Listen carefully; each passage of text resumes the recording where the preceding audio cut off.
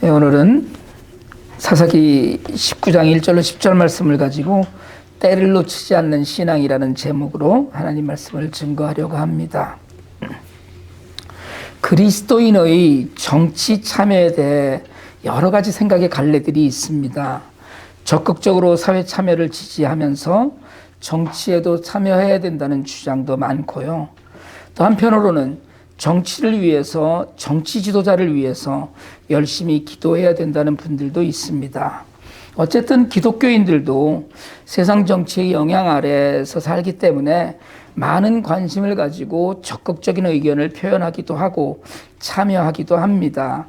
또 한편으로는 정치의 종교적 영향력을 기대하면서 참여하는 게 맞지요. 저도 개인적으로는 지지하는 정치단체나 정당이나 정책도 있습니다. 그렇지만 정치에 관해서는 많은 분들이 여러 가지 다른 입장을 갖고 있기 때문에 목사로서는 개인들이 성향이 다 다르고 옳고 그름을 따지기 어려운 정치에 관해서 제 의견을 공적인 자리에서 표현하는 것이 옳지 않다고 여겨서 가급적 자제합니다. 물론 성경적인 가치관을 가지고 잘 분별하는 능력이 성도에게 있어야 되고 그것을 위해서 교회가 도와야 하는 의무가 교회에 있습니다. 그러나 개인적인 정치적 견해는 가급적 공적으로 표현하지 않는다는 생각을 저는 개인적으로 갖고 있어요. 그래도 저는 신앙적으로 보수적이라고 해도 정책적으로나 인간적으로 트럼프 전 대통령을 지지할 수 없었고요. 이민 사회를 위해서 민주당 지지를 하지만 제 선택이 절대적인 선이나 절대적인 옳음만은 아니라고 생각은 합니다. 더불어서 우리는 사실은 한국 정치에 대해서도 관심이 많습니다. 정치는 그 자체가 정치의 영향을 받은 모든 이들의 삶에 영향을 미치기 때문에 관심이 없을 수 없는 것이거든요. 요즘 한국 대선이 한창인데 목사로서 그리고 기독교인으로서 여당과 야당의 그 대표적 후보들을 보면서 사실은 솔직하게 말씀드리자면 신앙적으로 굉장히 성경적으로도 안타까운 모습을 많이 보고 있습니다. 야당의 유력 대통령 후보가 그 서초동 사랑의 교회 예배에 참석한 뉴스가 있더라고요. 돈도 좋고 표도 좋겠지만 사실은 바른 신앙을 지닌 큰 교회도 많은데 왜 하필 사랑의 교회였을까 하는 생각을 좀 합니다. 사실은 깨끗하게 정리되지 않은 오정현 씨의 그 교단적 신분 문제도 있고 불법 건축물 판결에 불복하고 있는 따가운 시선도 있는 것이 사실인데 왜 하필 거기였을까 하는 생각을 하면서 만몬 신앙의 시대라는 것을 부정할 수 없습니다.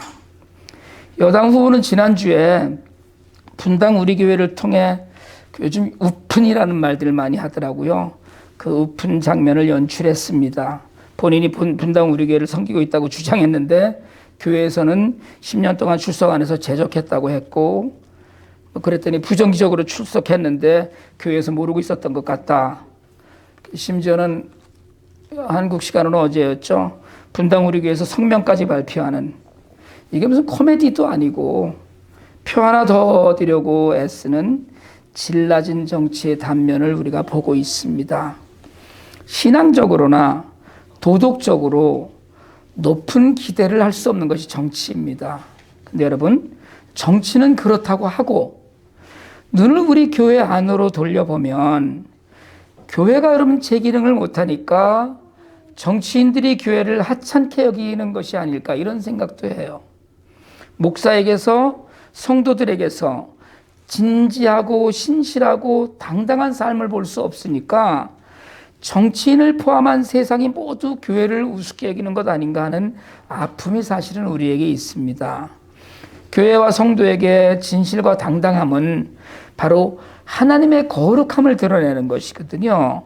그러니까 신앙을 가진 이들이 제자리를 제대로 지키지 못하기 때문에 여러분 세상을 향해서 그렇게 살지 말라고 똑바로 살라고 똑바로 하라고 그렇게 말을 못하고 있는 것입니다. 오늘 우리가 읽은 성경 본문이 포함된 사사기 17장에서 21장까지의 본문은 당시 종교인인 레위인의 타락, 그 타락의 배경, 그리고 그 타락의 결말을 비극적으로 기록하고 있습니다. 17장, 18장에는 미가라는 사람의 집에 찾아든 레위인이 있었습니다. 그런 레위인으로서 자신의 삶의 터전을 떠나서 먹고 살 것을 찾아다니다가 미가의 집에서 사설 제사장 노릇을 하며 삽니다. 그러다가 단지파가 도둑질을 하고 땅을 점령할 때 거기에 따라가서 단지파의 제사장 노릇을 해요. 여기서 우리가 한 가지 짚고 넘어가야 될 것은 미가의 집에서 단지파의 제사장이 된 그 레위인도 이름이 없습니다만은 원래 제사장을 할 수 없는 레위인이에요. 레위인이 다 제사장이 되는 게 아니거든요. 레위인들이 성전의 여러 가지 일들을 맡아서 하고 각 지역에서 말씀을 가르치는 건 맞지만 제사장은 반드시 아론의 후손만이 할 수 있게 되어 있는데 그 미가의 집에서 제사장을 했던 그 청년은 그 레위인은 모세의 후손으로 나중에 기록됩니다. 다시 말하자면 성전 봉사나 각 지역에서 말씀을 가르치는 레위인으로 살아야 하는데 그럴 사람이 자기가 있던 땅에서 백성들이 11조를 바치지 않아서 먹고 살 수가 없어서 떠돌다가 미가라는 우상 숭배식으로 하나님을 섬기는 사람의 집에서 개인 제사장을 하게 되었다는 이야기입니다. 후에 그 주인을 배신하고 단지파의 그 정말 믿음이 아닌 전쟁 가운데 그래도 레위인이라고 제사장 자리 하나 얻어 산다는 그런 내용이었습니다. 17장, 18장이 종교적인 타락을 기록한 내용이라면 오늘 우리가 읽은 19장부터 21장은 레위인의 세속적 타락이 가져오는, 그래서 그것이 얼마나 커다란 민족적 비극으로 번져가는가를 보게 됩니다. 여러분, 신앙이 타락할 때 우리가 얼마나 망가질 수 있는지를 기록한 거거든요. 그리고 그 결과가 얼마나 많은 이들에게 영향을 미치는지 알려주는 겁니다. 오늘 본문, 우리가 읽은 본문 1절은 이스라엘의 왕이 없던 때라고 기록해요. 근데 사실은 이 말씀은 이스라엘 백성이 하나님을 왕으로 인정하지 않은 시대라는 것입니다, 사실은. 그러니까 이스라엘의 왕이 없던 때라고 이렇게 사사기 기자가 기록해 놓은 것은 사실은 한탄이며 일종의 그 비웃음 같은 이야기예요. 이스라엘 백성들이 하나님을 왕으로 인정하지 않는 시대에 그들의 행동을 비꼬는 듯한 그런 구절이에요. 없는 것이 아니라, 왕이 없는 것이 아니라 왕이 분명히 계신데 무시한 거예요. 율법도, 제사도, 순종도 제대로 된 것이 하나도 없는 시대입니다. 그래서 나라에 왕이 없어서 다들 자기 소견에 옳은 대로 한 것뿐 아니라 하나님을 섬긴다는 자들이 하나님의 뜻이 아닌 자신의 삶의 필요를 충족하면서 자신의 욕망을 따라서 사는 모습을 보여주어요. 그런 시대에 에브라임 산골에 살던 레위인은 첩을 두고 살았습니다. 여러분, 레위인이 첩을 두었다는 것은 그가 영적인 일보다 세속적인 욕망에 매여 살았다는 것을 의미합니다. 당시 본처가 있고 본처가 아이를 낳지 못할 때 두 번째 부인을 두는 경우가 있었습니다. 사무엘의 아버지 엘가나가 본처인 한나가 아이를 못 낳아서 분인나라는 후처를 통해 여러 아이들을 낳는 것이 대표적인 이야기이기도 합니다. 그러나 오늘 본문에서 후처도 아니고 첩을 두었다는 것은 종교적, 사회적 타락에 이 레위인도 여전히, 그러니까 세상의 그냥 풍습에 제사장 또는 그 성전의 봉사 말씀을 가르쳐야 되는 레위인도 여전히 같은 모습으로 살고 있었다는 걸 이야기합니다. 그러니까 거룩함을 지켜야 할 레위인이 하나님의 거룩함을 드러내지 못하는 삶을 사는 거예요. 어찌되었든 그렇게 둔 첩이 무슨 일로인가 화가 나서 친정이 있는 베들레헴으로 그냥 가버렸어요. 개역개정에는 여자가 행음했다고 번역을 했는데 새 번역의 번역이 문맥상 더 좀 맞습니다. 여자가 어떤 이유에선가 남자가 사이와 틀어져서 친정인 유다 땅 베들레헴으로 돌아갔어요. 남편인 레위인이 4개월이 지나서야 여자를 데리러 종 하나 데리고 나귀 2마리와 함께 갑니다. 어쩌면 이 레위인이 첩에게 잘못한 것이 있는 것 같기도 한데 이 사람이 첩의 집에 가자 그 장인이 환대합니다. 당시 그 광야 지역에서는 손님을 대접할 때 한 손님이 오면 사흘을 극진히 대접하는 그런 풍습이 있었어요. 이 장인도 사흘을 정말 극진하게 대접합니다. 그리고 4일째 돌아가려는데 정말 간곡하게 하루만 더 자고 가라고 뭐 그런 식으로 얘기했겠죠. 이제 가면 언제나 또 우리가 보겠느냐고. 그래서 붙잡는 거예요. 다시 먹고 마시고 하루를 보냈습니다. 그리고 닷새째 되는 날도 아침부터 든든하게 잘 먹고 뜨거운 낫을 피해 가라는 말에 좀 더 시간을 보내다가 오후 늦어서야 길을 나섭니다. 근데 이날은 닷새째 되는 날은 장인이 붙잡지만 그는 길을 나서요. 그럼 시간을 계산해 보면 이렇게 계산이 됩니다. 이 레위인은 안식일이 지나자마자 길을 떠났을 거예요. 하루 종일 걸려서 베들레헴에 도착했을 것이고 어쩌면 아침 일찍 떠나서 저녁 늦게 베들레헴에 도착했을 것이고 거기서 닷새를 보냅니다. 그러니까 다음 날 가면 안식일 시작에 도착하게 돼요. 안식일이 저녁에 시작하잖아요. 엿새째 되는 날. 그래서 그는 먹고 마시고 쉬다가 해가 질 거를 알면서 할 수 없이 일어납니다. 그래도 안식일이 시작하는 그 시간에 맞춰서 갈 수는 없고 가서 안식일이 시작되면 정말 주변 그 에브라임 주변의 산지에 있는 사람들의 그 회당에 모여서 하는 그런 모임을 주관해야 될 터이니까 그 시간보다는 좀 일찍 도착하고 싶어서 낮에라도 에브라임에 도착하려고 그런 생각에 허겁지겁 출발했을 겁니다. 닷새째 더 자고 다음날 엿새째 아침에 떠나면 안식일을 시작하는 시간에 닿을지 말지 하니까 미적대다가 결국 그날은 해가 다 떨어진 무렵이 되어서야 가다가 쉬더라도 가야 된다고 일어난 거예요. 예루살렘은 그러니까 지금 베들레헴에서 예루살렘이 북쪽인데 예루살렘이라고 했던 그 여부스 아직은 여부스 족속이 그 점령하고 있던 때입니다. 10km 정도 남짓되니까 우리 걸음으로 따지자면 2시간 반 만에 여부스에 도착했을 거예요. 거의 해가 졌을 겁니다. 그런데 거기서 자지 않고 1시간쯤 더 올라가는 기브아까지 더 갑니다. 이방인의 땅이라고 해서 안 들어간 거거든요. 그리고 우리가 지난 일주일 내내 묵상한 것처럼 기브아에서 불량배들을 만나서 첩을 성희롱의 제물로 내주고 자신은 하루 저녁 다 자고 일어나 보니까 첩이 성폭행을 당하고 주검이 되어서 돌아와 있어요. 나귀에 첩의 시신을 싣고 가서 12토막을 내서 이스라엘 모든 지파에 보내고 그것만 보내기만 했겠어요? 그동안의 자초지정을 자기 입장에서 써서 보냈겠죠.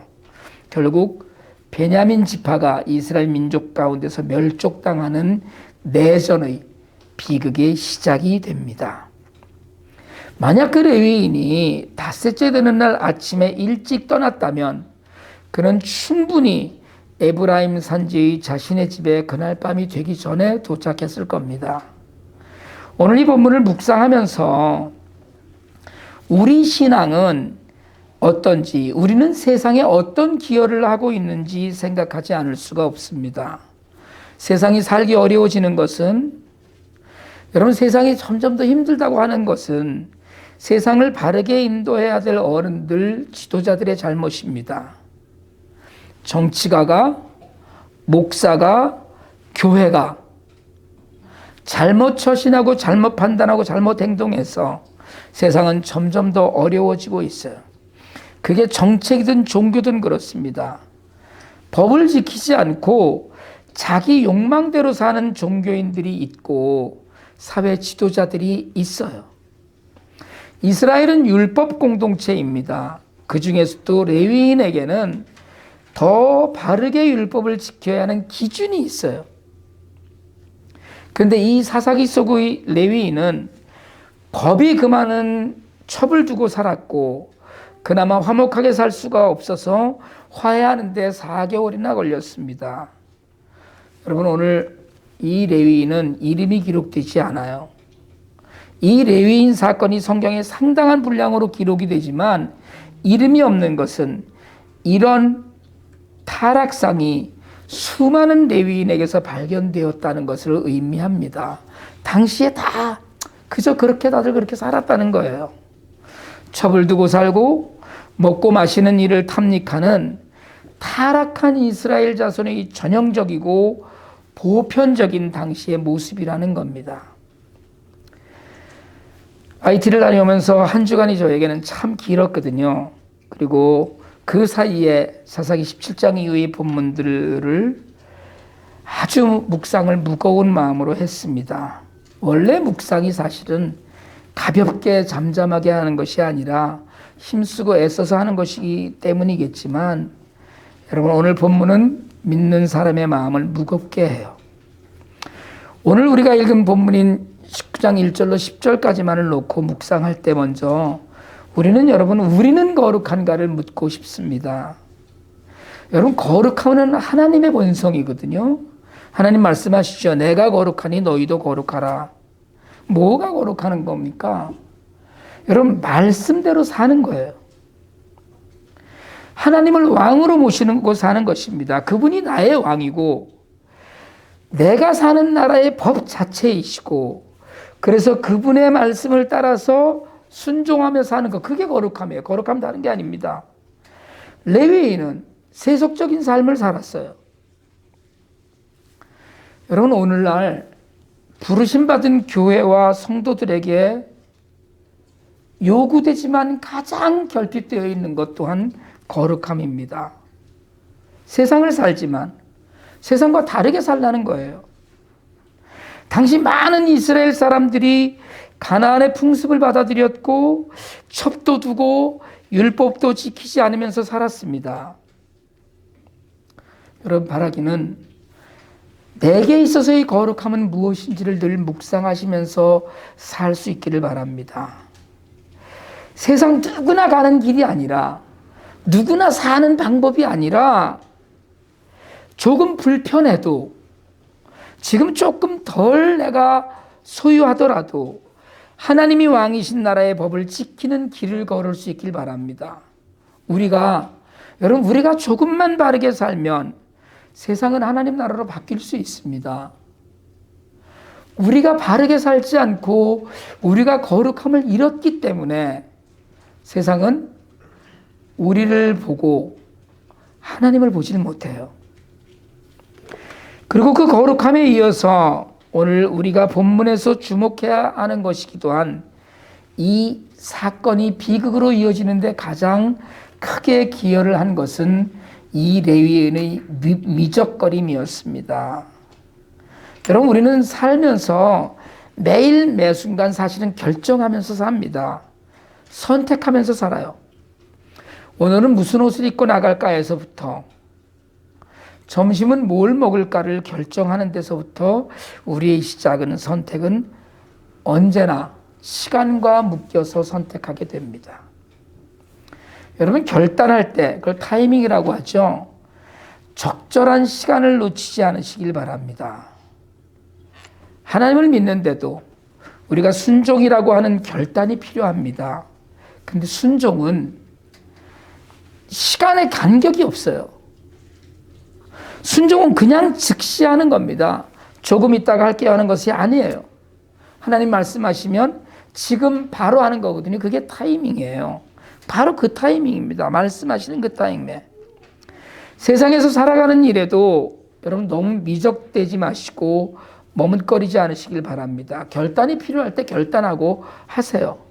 마음의 감동이 있고 성령께서 인도하실 때 우리는 때로 이 길이 맞나? 내가 지금 하는 이 선택이 옳은 것인가를 고민할 때가 있습니다. 왜 없겠어요? 다들 있지요. 그러면 여러분 기도하세요. 말씀을 묵상하면서 분명한 길이 보일 수 있도록 하나님께 집중하실 수 있기 바랍니다. 그러나 그 과정이 지나고 결정하고 선택할 때 여러분 칼처럼 결단하고 행동하는 믿음이 우리에게 있기를 축복합니다. 금년 성탄절에도 여러분에게 성탄절 헌금을 각자 사용하자고 권해드렸습니다. 여러분, 돈을 쓰는 것도 사실은 훈련이잖아요. 누군가에게 내가 마음에 품고 있다가 도움의 손길을 내밀 때 결정하면 뒤돌지 말고 하실 수 있기를 바랍니다. 여러분, 그런 말 있는 거 아세요? 내 것을 내놓을 때나 무슨 일을 할 때 처음 생각은 하나님 생각, 두 번째 생각은 내 생각, 마지막 생각은 사탄이 주는 생각이라고 합니다. 남을 돕는데 내가 100불을 쓰기로 작정을 했었는데 생각해보니까 뭐 누가 보는 것도 아니고 그냥 60불 넣지만 하지. 그러다가 뭐 이 겨울에 나도 쉽지 않은데 그냥 20불만 쓰지. 이런다는 거예요. 그게 하나님, 나, 사탄으로 이어지는 생각의 결단의 하향 곡선입니다. 아래로 내려가는 거예요. 지금 당장 하자, 조금 있다가 하자 하다가 나중에 시간 되면 하자. 이것도 같은 맥락입니다.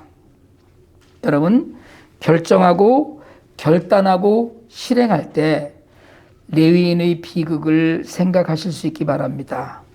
가야 하는데 그렇게 생각은 했지만 장인의 환대에 녹아서 제때 일어나지 못했어요. 하나님과의 관계에도 때가 있습니다. 말씀을 묵상하는 것도 때가 있어요. 그리고 더 중요한 것은 하나님을 믿는 사람만이 하나님의 때를 헤아리고 그 때를 결단하고 행동할 수 있다는 거예요. 그리고 행동하는 사람만이 하나님과의 교제를 끈끈하게 이어갈 수 있습니다. 사사기는 소망이 없는 시대의 슬픔으로 가득 찬 책입니다. 그 모든 일에는 하나님의 부르심을 외면한 이스라엘의 때를 알지 못하는 믿음이 문제였습니다. 이제 어려운 시대를 살아가는 우리 모두에게 오늘 말씀은 때를 놓치지 말라고 가르칩니다. 혹시 오늘이 하나님의 부르심을 받은 때인가? 혹시 지금이 우리가 손 내밀어야 하는 때는 아닙니까? 여러분이 하고 계신 일 가운데 결단하고 해야 하는 일이 있습니까? 전도서 3장의 말씀처럼 모든 일에는 다 때가 있습니다. 세상에 일어나는 일마다 알맞은 때가 있습니다. 그 때를 놓치지 말고 때를 놓치지 않는 신앙으로 하나님의 선한 인도하심 가운데만 머무는 우리 모두가 될 수 있기를 주님의 이름으로 축복합니다. 기도드리겠습니다. 하나님, 우리도 결단하고 행동해야 할 때 미적되지 않는 믿음이 있게 하옵소서. 하나님 앞에 늘 묻고 그 뜻을 헤아리며 살아갈 수 있는 영적인 눈을 뜨게 하옵소서.